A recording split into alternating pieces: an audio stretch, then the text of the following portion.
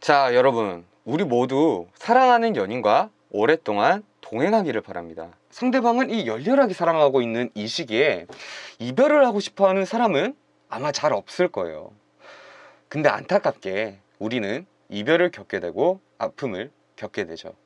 자, 오늘은 여러분이 사랑을 오랫동안 지킬 수 있는 연애의 비밀에 대해서 얘기를 할 겁니다.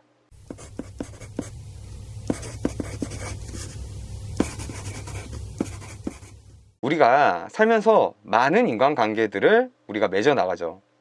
이게 뭐 자의적이든 아니면 뭐 환경적이든 인간관계를 우리는 계속 맺어 나가게 되죠. 자, 그런데 우리가 인간관계를 맺어 나감에 있어서 동기가 되는 게 뭐냐면 이익관계입니다. 예를 들어서 학교 같은 경우에 다수의 사람들과 자의적인 게 아니라 환경적으로 인간관계를 우리가 맺게 되죠. 자, 그런데 여기서 많은 사람들 중에서요, 우리가 유독 친해지고 싶은 그런 사람들이 있어요. 그럼 우리가 그 사람에게 다가가고 친해지려고 어떠한 노력들을 하게 된단 말이죠. 자, 그 이유가 뭘까?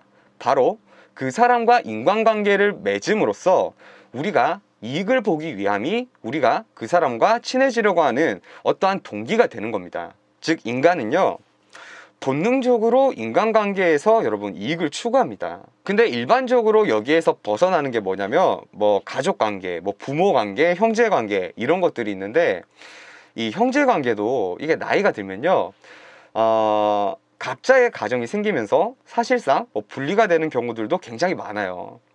그래도 뭐 부모 자식 간의 관계에서는 이 이익관계를 크게 따지지는 않는단 말이에요. 또 하나가 어린 시절 친구들, 이 어릴 때부터 함께 지내온 뭐 소꿉친구라던가 이런 사람들이랑은요, 또 이익관계를 잘 따지지 않아요. 우리가 사실 뭐 의사가 된 사람이랑 경제적으로 약간은 좀 어려움을 겪고 있는 사람이랑 사회적으로 친해지는 경우가 사실 많이 없죠. 이게 뭐 사회적인 위치가 다르다 보니까 뭐 교점이 없는 것도 있겠지만, 사실 의사 쪽에서 상대방이랑 굳이 친해지려고 하는 동기 자체가 잘 생기지가 않아요. 왜? 그 사람에게 의사가 이익을 볼 게 없으니까요. 근데 어린 시절부터 함께 했던 친구가 누구는 의사가 되고 누구는 약간 뭐 경제적으로 어려움을 겪고 있다고 하더라도 친구 관계가 유지되는 경우들은 분명히 많단 말이에요. 상대방과 내가 이익관계가 없으면 없을수록 인간관계가 어그러질 일이 많이 없습니다. 자, 근데 이익관계가 얽혀 있으면요, 인간관계에는 트러블이 굉장히 잘 생겨요. 자, 함께 경제적으로 동업을 하는 이 동업관계를 보면요, 처음에는 그 두 사람이 마음도 잘 맞고 서로 이 사람은 경제적인 파트너로서 믿을 수 있겠다라는 생각에 서로 한 배를 타잖아요. 근데 제가 봐온 바로는 이 동업의 끝이 좋은 경우보다는요, 안 좋은 경우들이 많았단 말이에요. 그럼 이게 그냥 좋게 안녕하고 서로의 길을 가는 경우보다요, 동업의 끝이 뭔가 서로가 원수가 되는 그런 경우가 많았어요. 이게 왜 그러냐면 이익관계가 그 두 사람의 관계에 얽혀 있기 때문입니다. 자, 정리를 해서 이익관계가 없으면 없을수록 관계에는 부정적인 상황이 잘 생기지 않아요. 연애도 여러분 마찬가지인 게요, 우리가 이성에게 뭐 조건 없는 사랑, 헌신적인 사랑 이런 얘기들을 굉장히 많이 보지만, 사실은 이런 말들과는 반대로요, 연애 상대만큼 우리가 미래 잠재적인 결혼 상대를 고르는 것만큼 이익을 추구하는 관계가 없어요. 우리 모두 상대방과 연애를 하면서 어떤 가치라도 우리가 이익을 보기 원한단 말이에요. 즉, 연애 관계는 굉장히 이익 관계를 추구하는 그런 관계라고 볼 수 있습니다.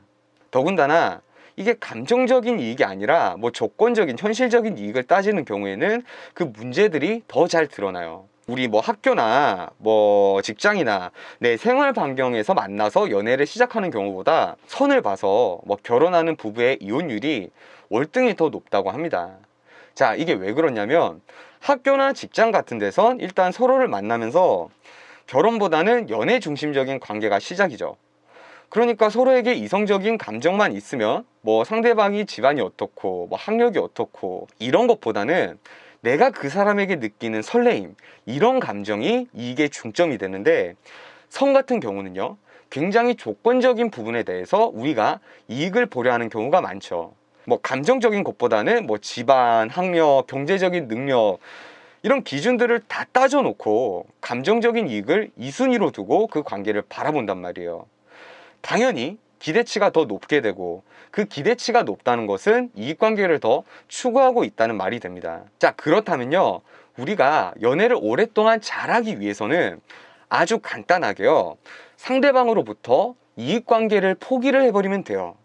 상대방에게 무슨 이익을 보려는 마음, 내가 이 사람을 만남으로써 내가 뭐 감정적으로든 뭐 이타적으로든 이익을 보려는 마음을 포기를 하면요, 그 두 사람의 연애가 오래가고 함께 동행하는 것에 있어서 문제가 생기는 경우가 확실히 줄어들게 됩니다. 자, 근데요 여러분, 이게 말은 쉽죠. 아니, 어떻게 내가 평생 걸어갈 수도 있는 사람을 조건을 안 보고 내가 이 사람으로부터 이익을 보겠다라는 그 마음 자체를 포기하고 만나겠어요. 그대로 적용하기에는 여러분, 이건 이상적인 얘기가 되고요, 우리가 현실적으로 내 옆에 있는 사람이랑 좋은 관계를 오래 유지를 하려면요, 이 이익관계의 구조가 중요합니다. 어느 정도 이익관계를 가능한 좀 줄이긴 하겠지만 아예 포기하는 것은 또 말이 안 된단 말이에요. 부모 자식 간의 관계에서도요, 비교적 이 이익관계가 적다는 것이지 아예 이익관계가 없으면 또 부모 자식 간의 관계도 여러분 유지가 되질 않아요. 가능한 한 줄이되 어느 정도는 합리적인 선에서 이익관계를 또 추구를 해야 됩니다. 우리가 필수적으로 상대방에게 이건 꼭 필요하다라는 조건이 있으면요, 그 조건을 제외한 다른 조건들은 보지 않는 겁니다. 더불어서요, 내가 만약에 한 가지 필수적인 조건이 상대방으로 인해서 충족이 됐다면요, 반대로 상대방의 입장에서도 꼭 하나의 필수적인 조건을 내가 충족을 시켜줄 수가 있어야 됩니다. 예를 들어서 내가 이 사람을 만나면서 상대방한테 집착이나 구속을 받고 싶지 않아요. 이걸 만약에 상대방이 충족을 해줬다고 치면요, 나도 상대방한테 상대방이 필요로 하는 한 가지의 가치를요, 제공을 꼭 해줘야 됩니다. 뭐 상대방이 집착과 구속을 하지 않는 대신 나에게 뭐 최소한 내 일상을 알고 싶어 한다면 그걸 기쁜 마음으로 우리도 제공해 줄 수 있어야 하는 겁니다. 이래야 건강한 관계를 만들 수 있는 거예요. 이 이익관계의 구조가 어그러지면요, 트러블이 생깁니다. 내 일상을 내가 귀찮다고 상대방에게 안 알려줘요.